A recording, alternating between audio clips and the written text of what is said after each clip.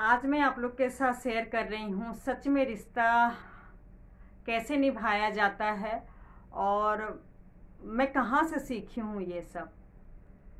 आप लोग को आश्चर्य लग रहा होगा लेकिन सच है।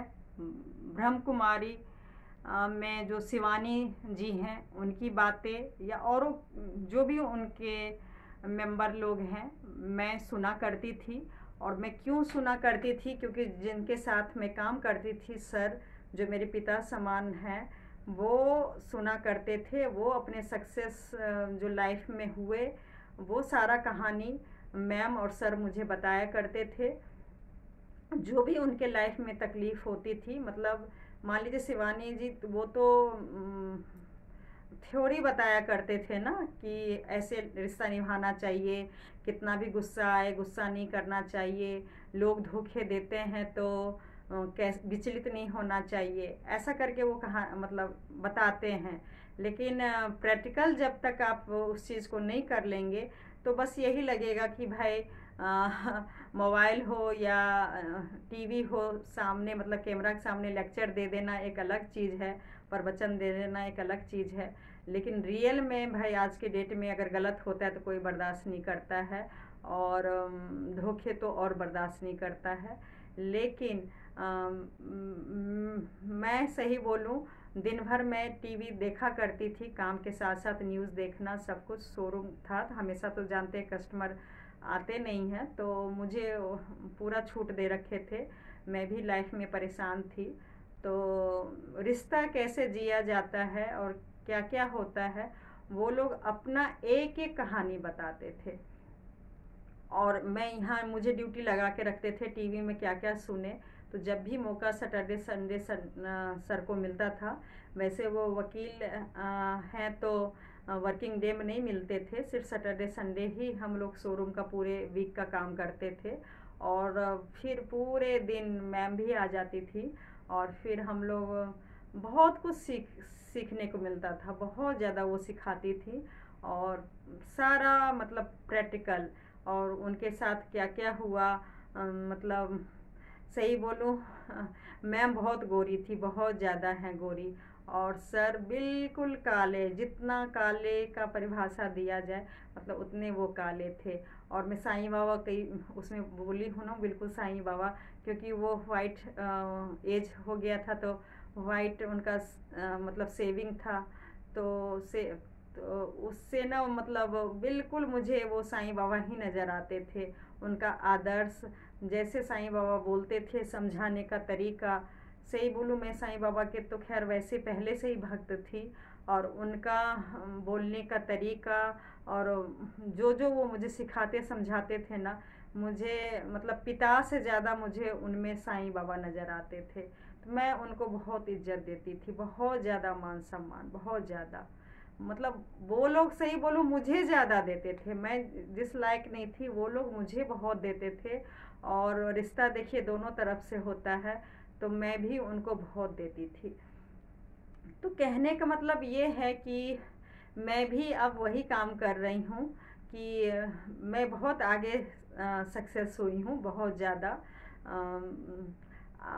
मतलब कुछ दिन के लिए मैं यूट्यूब पे आई थी तो मैं डिप्रेशन में थी। और लेकिन अब मैं नहीं रहूँगी, मैं जैसे पहले थी वैसे ही अब मेरी सोच हो गई है, विचार हो गया है।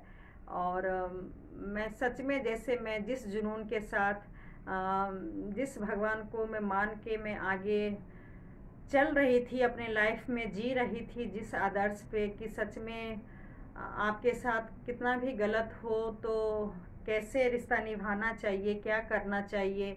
और हेल्प करने पे मतलब अगर आपके पास सक्षम है तो ज़रूर अपनों को हेल्प करना चाहिए। और ये सब कुछ देखिए, चाहे छोटा चाहे बड़ा, मैं ये नहीं डिंग हाँ करी कि मैंने बहुत लाखों हेल्प किया। लेकिन हाँ, अगर मेरे अपनों की अगर मतलब छोटा सा भी अगर ज़रूरत हुआ तो मुझे बहुत प्राउड फील है अपने ऊपर, भले लोग माने ना माने। चाहे शरीर से चाहे पैसे से जितना हो सके मैंने किया है और आगे भी करती रहूँगी। और वो भी देखिए मैं, क्योंकि मैं प्रैक्टिकल देख चुकी हूँ क्योंकि कई लोग देखिए थ्योरी तो बोलते रहते हैं, ऐसे रिश्ते निभाना चाहिए, वैसे रिश्ते निभाना चाहिए, ये नहीं करना चाहिए, वो नहीं करना चाहिए दूसरे के केस में, और पता चल रहा है आप खुद ही उससे कहीं ज़्यादा गलती पे गलती करते रह रहे हो। तो मतलब सही बोलूँ, मैं ब्रह्म कुमारी में जो भी बोल रहे हैं तो हम तो उनका रियल लाइफ तो देखते नहीं हैं कि वो लोग रियल लाइफ में क्या करते हैं, लेकिन जो कुछ लोग सुन लेते हैं, तो अगर कोई सुन के अगर उससे सक्सेस हुए हैं और उस आदर्श पे चल के सच में उनको फ़ायदा हुआ है, तो ज़रूर उनकी बात सुनना चाहिए, समझना चाहिए और अपने रियल लाइफ में लागू भी करना चाहिए। लेकिन कुछ लोग क्या होते हैं, बस थ्योरी लाइन तो देखिए एक एक लाइन याद कर लेंगे। जैसे अभी मैं बोल रही हूँ तो मैं शिवानी जी का मैं बहुत मुझे बहुत पसंद है, लेकिन मैं एक एक लाइन उनका बोल नहीं सकती हूँ।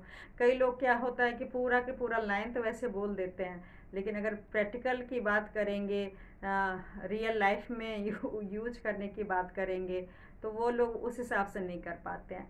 लेकिन थैंक गॉड मैं भले मैं शब्दों का इस्तेमाल नहीं कर पा रही हूँ, या कोई लाइफ रिश्ते में मैं सब थोड़ा अगर गुस्से में गलत भले ही बोल दूँ, लेकिन भावना यही है कि रिश्ता सच में दिल से निभाना चाहिए, निस्वार्थ निभाना चाहिए।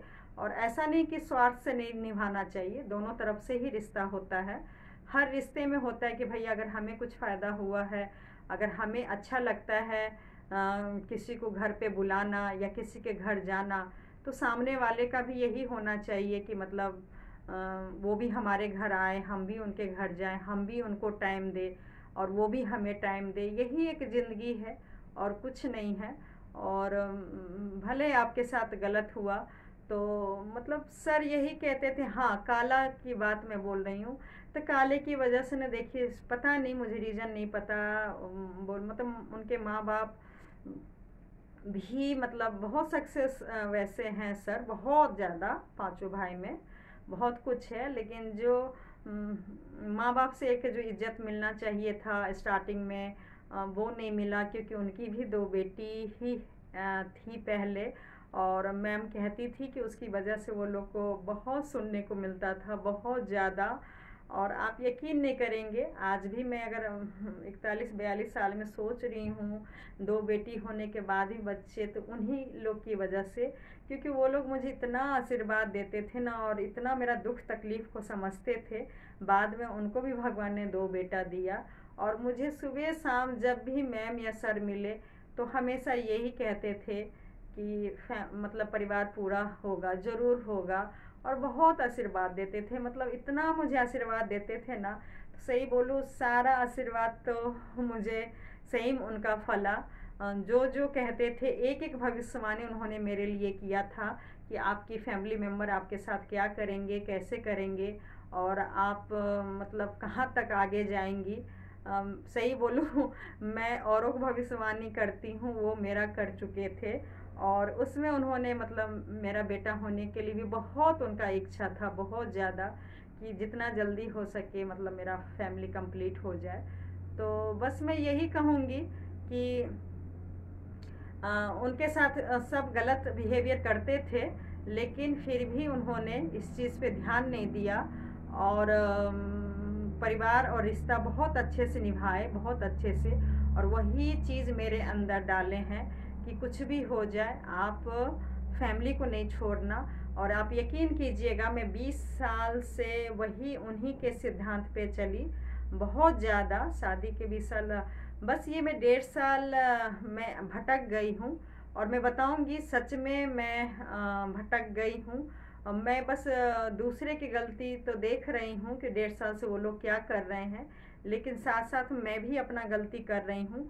मैं जैसे रिश्ता पहले निभाती थी कि कुछ भी हो जाए रिश्ता तोड़ना नहीं है, गैप नहीं देना है रिश्ता में, कोई ना कोई बहाने से, भले ही मन बहुत ज़्यादा खटास हो, लेकिन अपनों से मिलते रहना है, बात करना है। यकीन कीजिएगा मैं इंतज़ार करती रही कि अपने लोग मेरे पहल करेंगे।